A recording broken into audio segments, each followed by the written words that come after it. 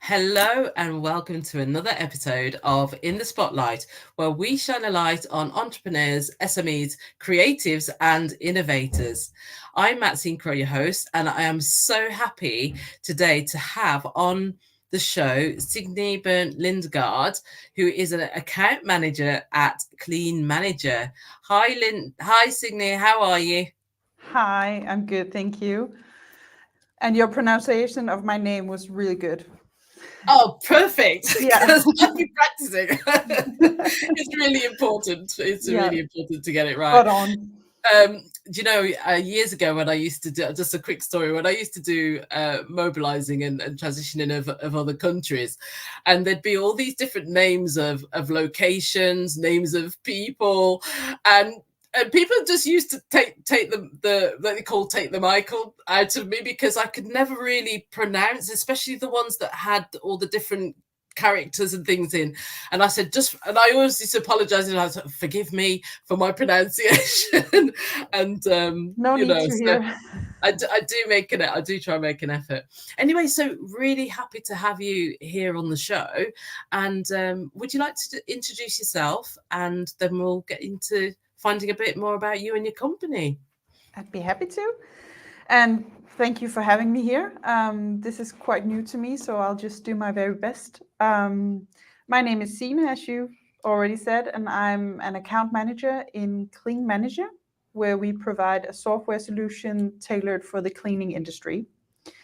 And I have been here for 2.5 years now, and we started targeting the UK market 2 years ago. So I've been throughout the journey here, that's been my main focus. So I started learning the product and learning the industry from a different point of view, and then ready to take on a new market. And we have been market leading in Denmark for many years, then in Germany, and now on to the UK. That's really interesting. So I'm really curious. What's your talk about? It just leads us on nicely into the company and the actual services you provide and how it benefits us in the industry. Yeah. So my personal way into this job was that I've been working in sales and customer service for many years in different roles. But as a part-time job, I've had cleaning for so many years, so I know the industry very hands-on. So that's actually why my boss, who's the co-owner of the company, he reached out to me on LinkedIn and said, "I think you should search this job," which I did, and I got it. So that's why I'm here. But the whole idea and reason that Clean Managers exists is that he was once a service manager in a cleaning company.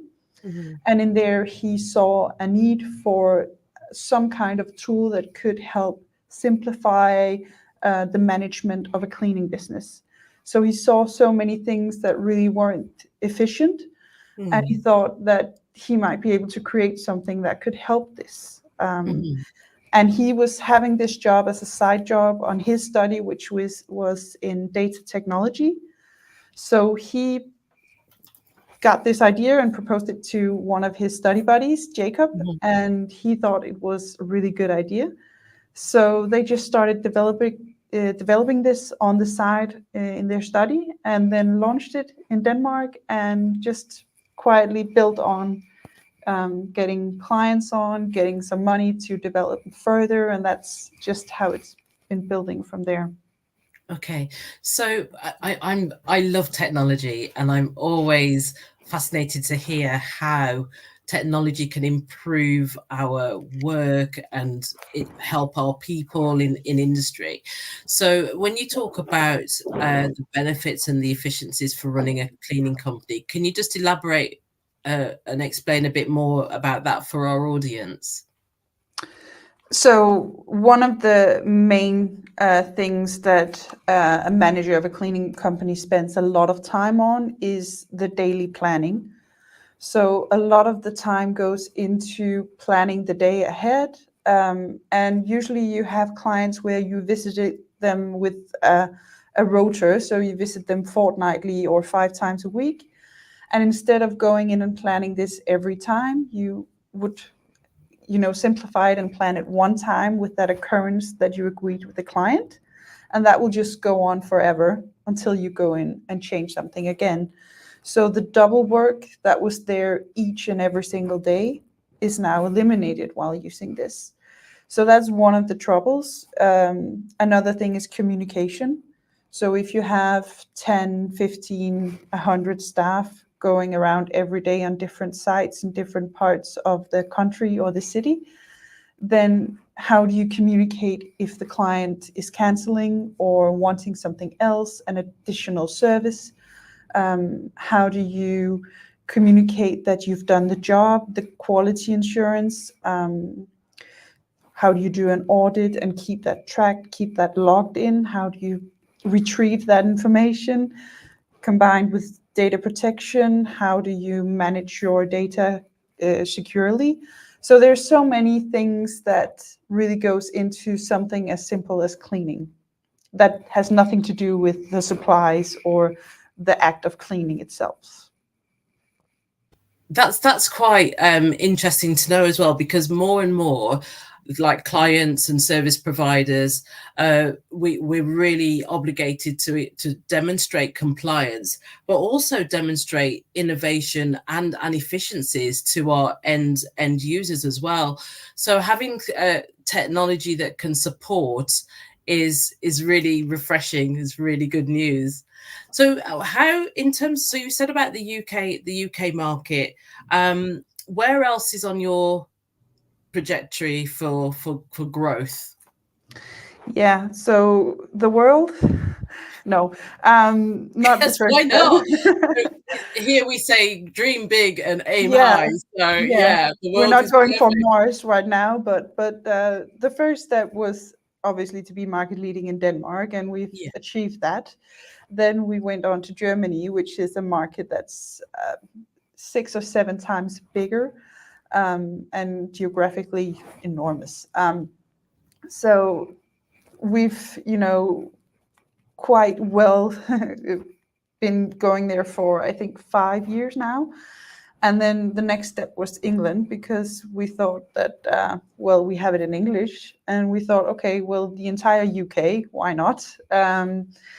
And once this has taken on, then the next step is to focus on other countries in Europe where they use either euros or another currency that will be easy for us to comply with. So for us, it's most with the language. Right now, we have it in, obviously, in German, in Danish, and in English. So it would be other countries that speak those languages. That could be Switzerland, Austria. It could also be Norwegian, Sweden. We haven't quite decided which one, because we focus right now our energy here, but we do intend to grow and want to grow in Europe. Yeah. I'd love to stick just on the growing and scaling. So for entrepreneurs, I mean, as I, where they're looking at a strategy for expanding into new markets and different markets, can you just share some of your strategy and approach? Because some companies, they might, they might just be based in the UK, but they're looking to go into Europe and scale. I also have a product to actually scale. So can you just talk a bit about your approach and what kind of timing as well? How long did it take you to do all of this, establish Denmark and then your portfolio in Germany? Yeah, so Denmark, that's almost 14 years ago that started there.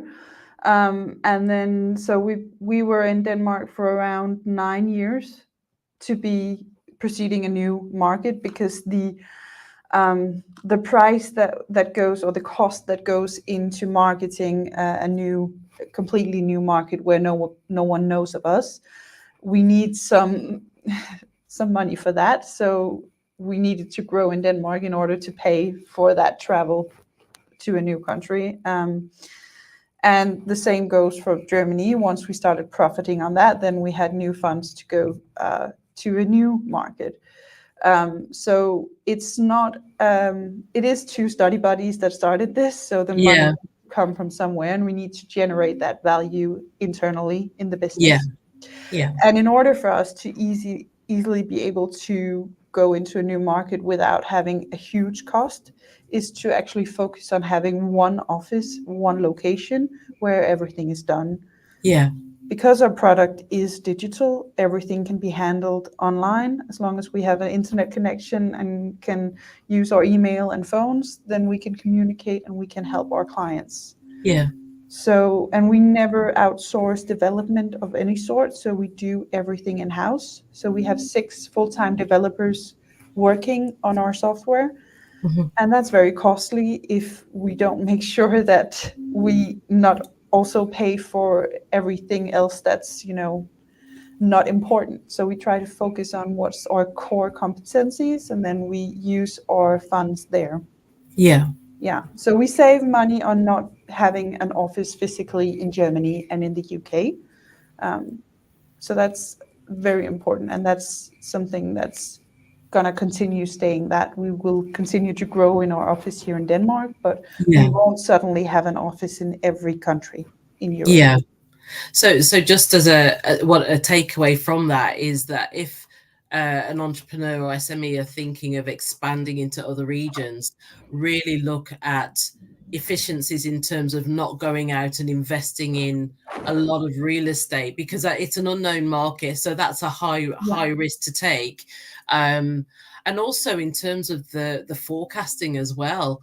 The lead, I guess, I had a chap on from Jason Roberts from Collider, and he was explaining about the lead time to conversion for his particular business is like 18 months. So I guess the message for entrepreneurs is really thinking about what the conversion time is for a new market and for getting new clients on board. Would you Yeah. agree? Yeah, definitely. Yeah. And also think, what is the value that you bring to your client, and how can we make that value as big as possible. Mm. So thinking of that while thinking of the strategy, I think always to have focus on the value you create for your client, because that's your entire basis of existence. If you don't create value for your clients, there's no reason for you to be there. Mm. So I think that's an important focus to always have. Yeah, yeah, that's good. That's a good message. So a little bit about you now, Signe. Tell us what's the best piece of advice that you've ever received? I think actually the best piece of advice, personally and as a salesperson, is authenticity, because people can tell when you're not being authentic. Mm. So the power of being true to your own values and the company's values, and what you can and what you, most importantly, what you can't. The power of saying no instead of saying, yeah, we might be able to figure that out, or yeah, we'll see, or, people feel insecure. So Mm. just, if you don't know or can't do it right now, then be upfront about that. I Yeah, think that's the best piece of advice, and that's actually what makes my job a lot more comfortable. yeah, Yeah. yeah. That's brilliant. And then is the intention to have people representing in each of the countries, or are you basically traveling to the countries from Denmark? Yes, we are. I'm in charge of our the participation in trade fairs, which we have in Denmark, in the UK, and in Germany. We're also doing Interclean the next time that will be there in Amsterdam. But I'm the coordinator for those trade fairs, but I don't travel alone for that. I travel with the relevant for that market. So I'm the relevant one in the UK. So sometimes I travel alone for smaller events, or I have colleagues coming along. And then we transport our equipment for the stand and everything. We transport that. And then for the other countries, I have the representative for that country with me. So we do have a designated person for each of the markets. And I think that's very important that I don't, because I don't know how to speak German, but that I focus on one market, and that's where my goal is. Yeah. Yeah. Okay, that's great.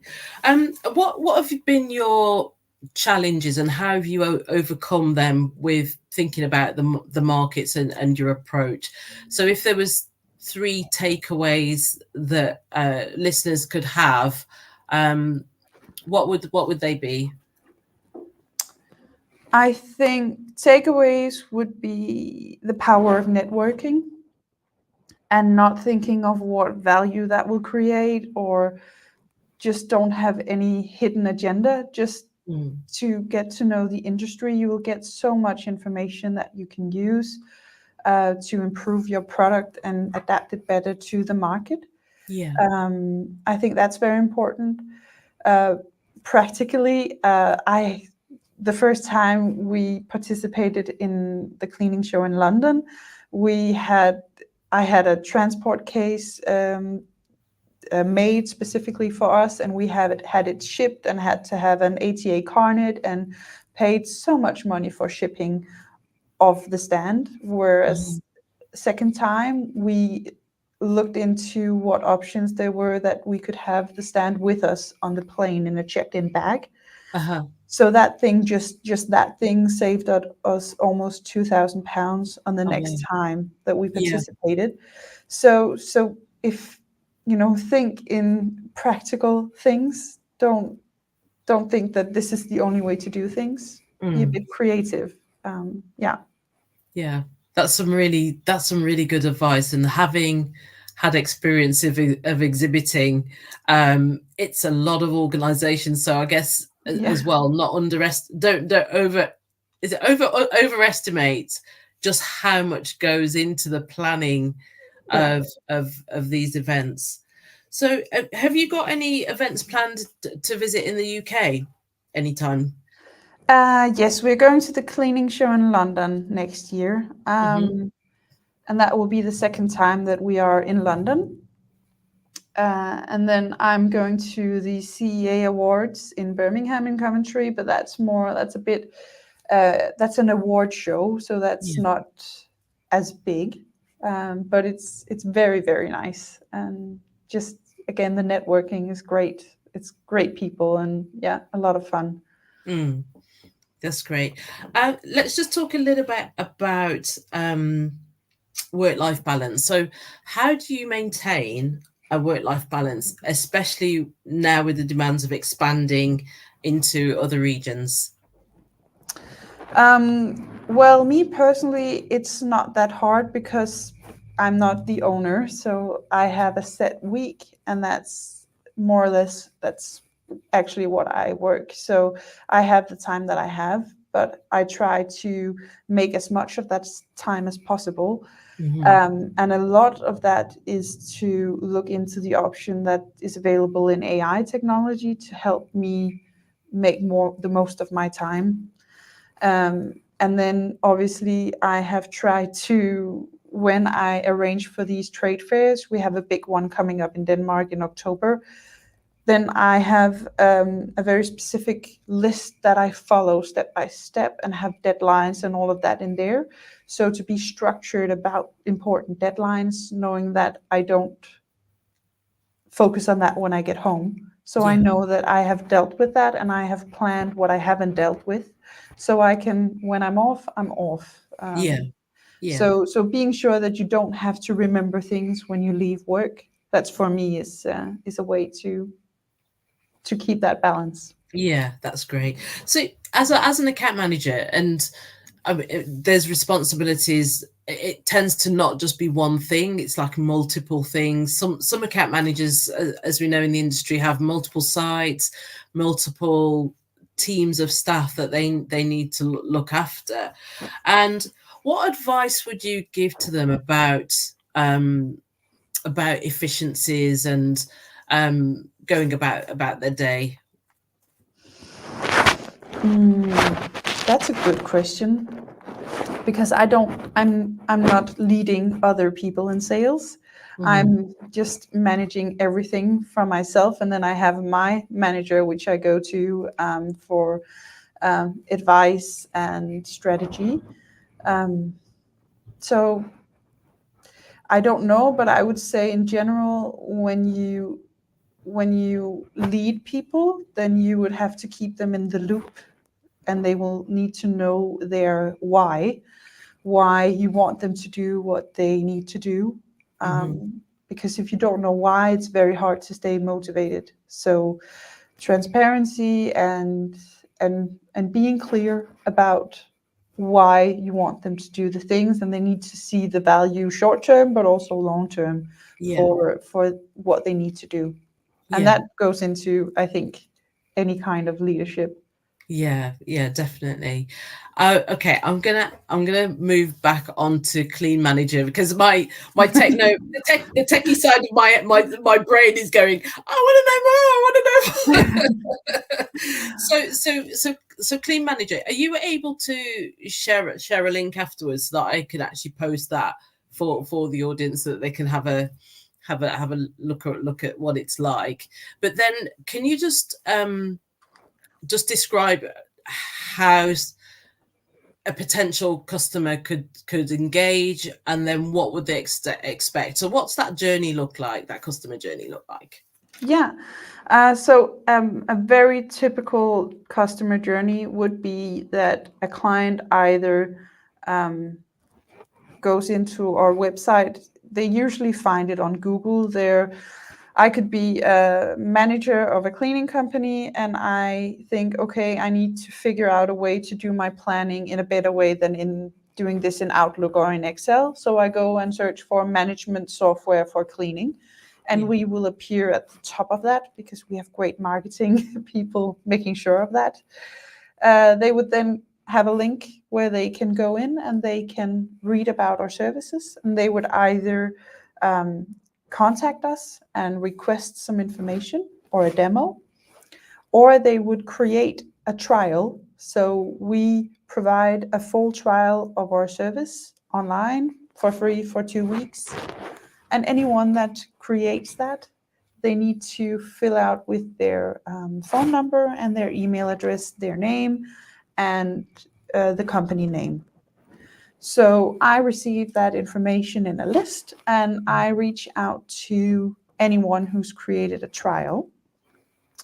Then I talk to them. Sometimes it wasn't at all what they were looking for, and then the journey ends there.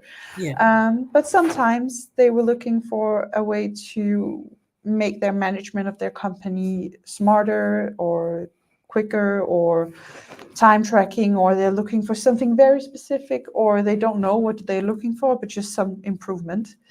And then we take it from there, and usually we would arrange for a demo within a week, where we would meet up online like we're sitting right now. And that demo, if the client has spoken less than me, then I haven't done my job very well.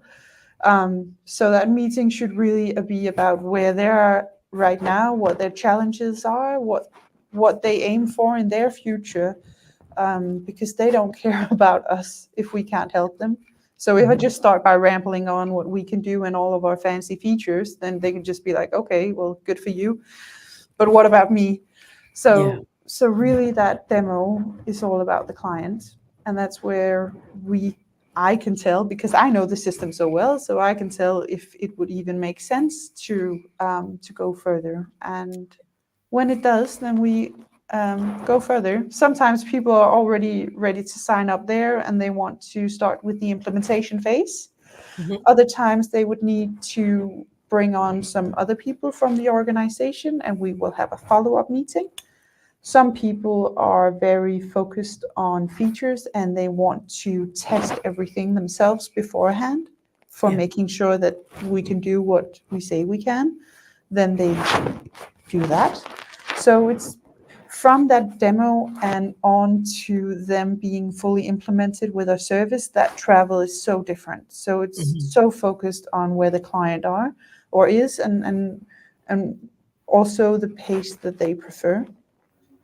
So we focus highly on support and implementation, because in any kind of intelligent software or software that helps you, it's only creates the output you want if you put the right input in there. Yeah. So it's just crucial the first couple of months. So that's where we focus our energy and help the client. Yeah. And Yeah.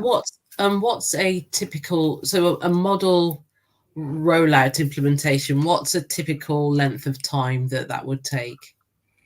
Yeah, so if we take like a company with 30 employees and 50 clients, they would need around 12 to 15 hours of their own time putting in information in the system. Hmm. And they will need 8 hours of those 15 hours, that half of that will be with us, where they will be appointed their own success agent that will meet with them online for onboarding sessions. And we never do more than once a week, because they will have homework to do for the next session. So we just keep them in the loop. And that will mean that if they need all of our services, like everything, and they have the size, then that will be around 6 weeks of implementation time, if they can allocate the resources in their company. Sometimes they want to do it in 3 months, then that's what we do. So I would say, depending on size and everything, from 2 weeks to 3 months, that will be within there. And 3 months is a really long time for our point of view. Yeah. And who in the organization, the cleaning company, would be targeted for uploading information, and what type of information would they be entering into the system? Yeah, so depending on the size of the organization and how the hierarchy is, it will be a daily manager would always be preferred to have in. So the one that is at the office and does the scheduling right now, because that will typically be the person that will use the system. Yeah. So, but we also recommend that a owner or the managing director or someone with a higher say is included in at least the first one, Mhm. because it's always a benefit if more people have heard what we've discussed during the meeting, because Yeah. then you'll be more people able to remember it and help each other. But if you only have the upper management and not someone that will be using it, that will be more of work for you as an organization, because then those managers need to learn the information they just learned to the manager or the daily manager. Mhm. So usually we would recommend two people, Mhm. and it will be operation manager usually. Yeah, yeah. So what about where a cleaning company have their own systems in place? Is how does Clean Manager work with other systems that a company may have? Um, it's two parts. We call our system an all-in-one management tool for businesses in cleaning, Mhm. but we have every activity in Clean Manager, but we don't have an accounting software built. So that's Mhm. why we integrate into other accounting softwares. And we don't have a payroll system in our software, so we can extract the information from Clean Manager into a CSV file that they can Mhm. then send to their whoever does their wages. Either Yeah. it's a system or it's a person.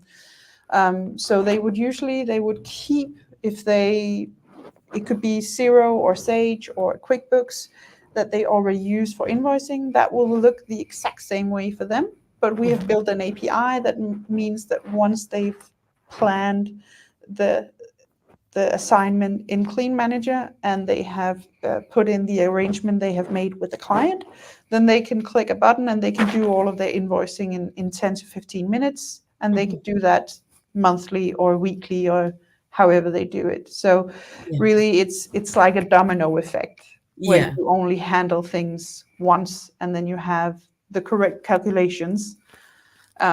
Also, so you don't miss an invoice or forget to pay an employee. Yeah.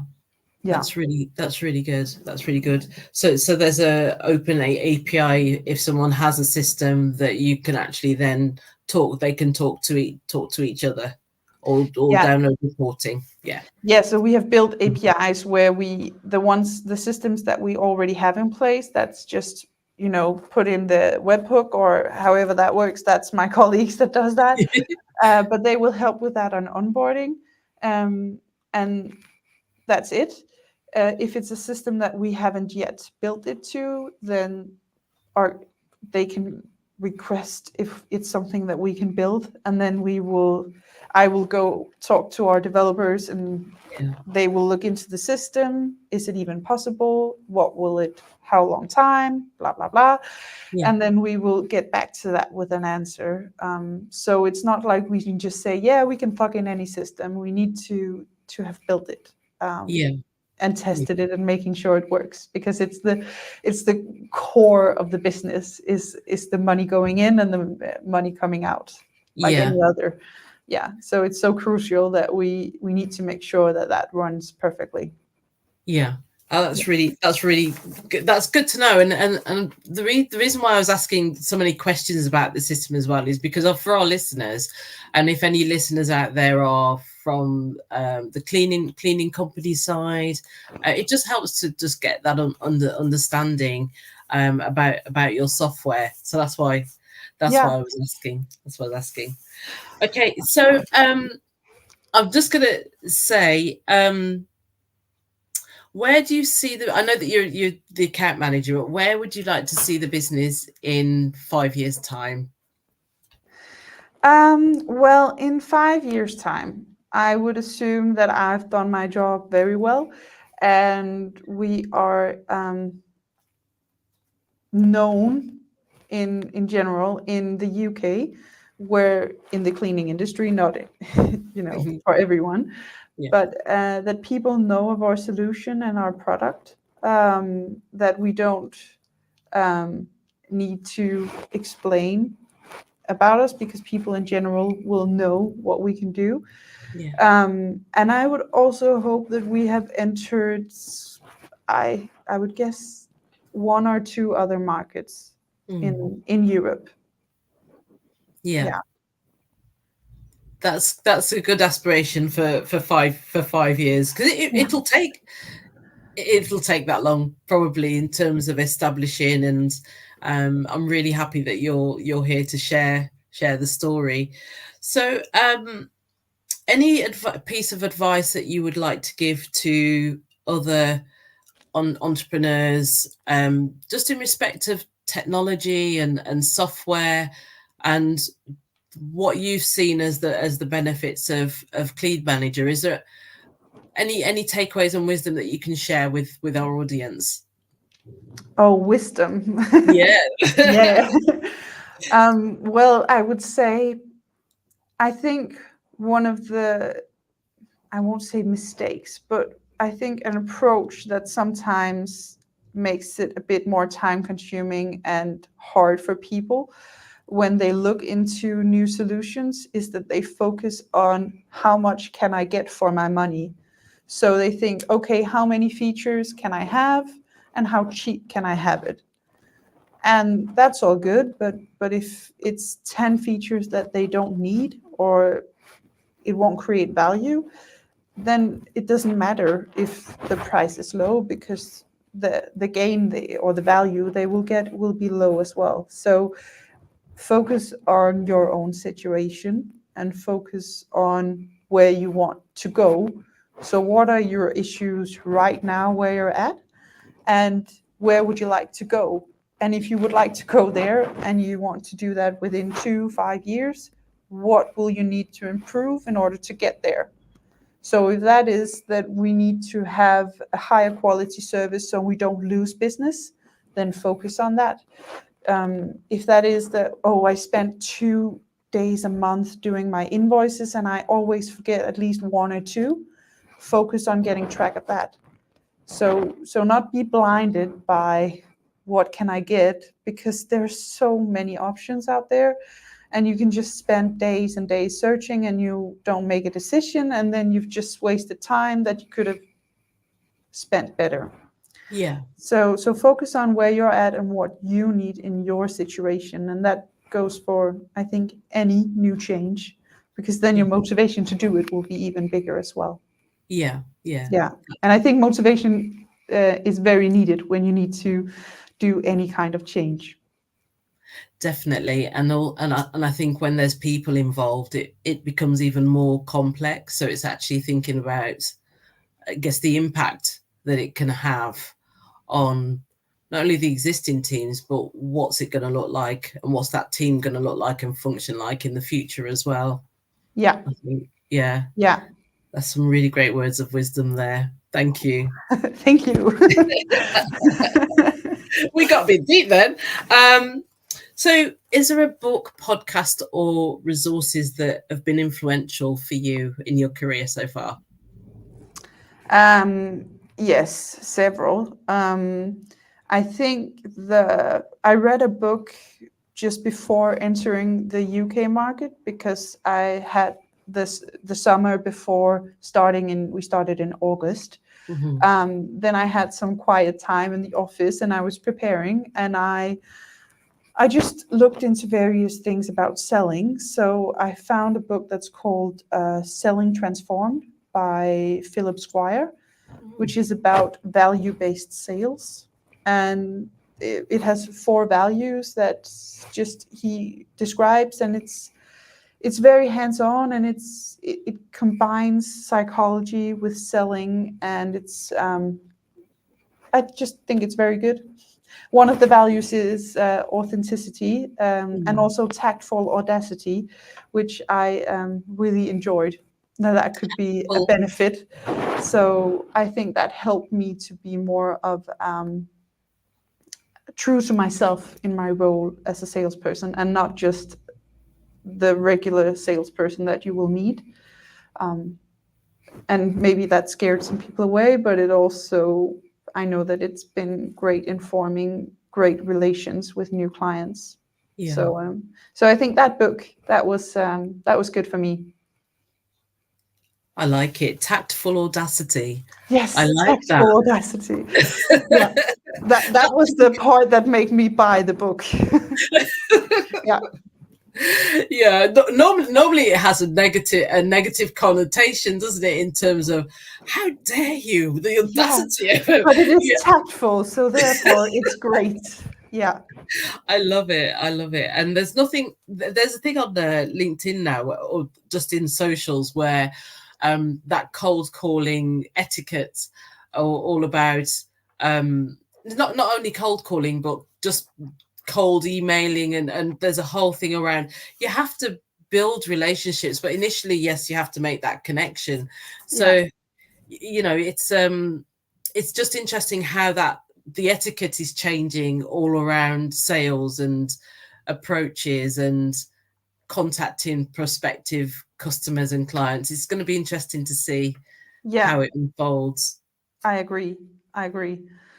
It's changed a lot since I started selling back from many years ago. Then I was told that smileys, don't ever do it, always keep it formal. And there was so many rules. And now I just think that I write as I want to. And then obviously never insult anyone, but just be, your true self. And I think people can tell the difference.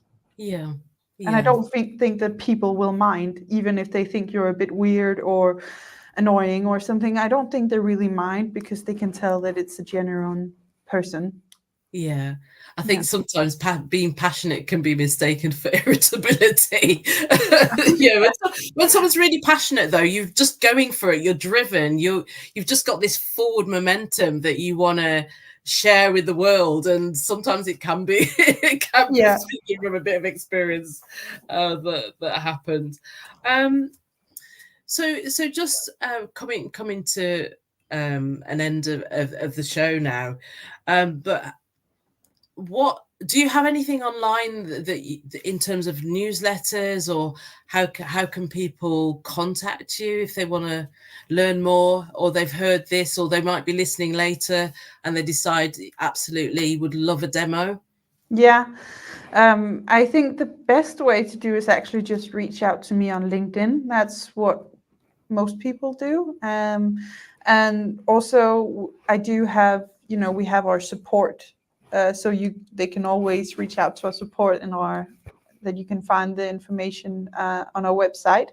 But I just prefer on LinkedIn, because then I can go back in and look at theirs, and just have a bit better idea of which person I'm talking to. Yeah.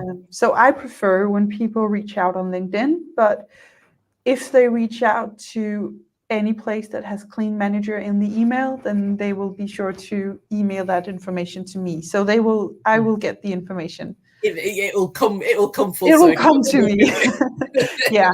But I am going on holiday in a few days, so I will have a replacement there if people are impatient. Yeah. Yeah. Oh, that's really good to know. I've enjoyed having you on the show today, and I'm looking forward to sharing some information about your software solution for the cleaning industry that actually helps bring efficiencies into. I know paper-based, Excel, repetitive tasks. That those efficiencies that we can get from Clean Manager and from you will actually mean that we're giving more to our customers and our clients, and demonstrating and giving them more value. So it's been really great to learn about. You're coming to the UK, Yeah. and really excited to watch your progress and how you get on over here. Thank you. Well, I really enjoyed this, and I really appreciate you reaching out. This has been very, very, very great. You've been very pleasant and easy. And that's how it should be. That's how it Yeah. should be. The spotlight it's always on you. And I always say that sometimes there's company, we don't know who's listening, and people listen at different times. But what's more important is that it's a voice and it's a platform to share. SMEs, you're innovative, creative, and this solution. We just want to share it with the world, which we're doing today. So this has been another episode of In the Spotlight with Clean Manager Signe Lingard. Thank you so much for your time. Thank you.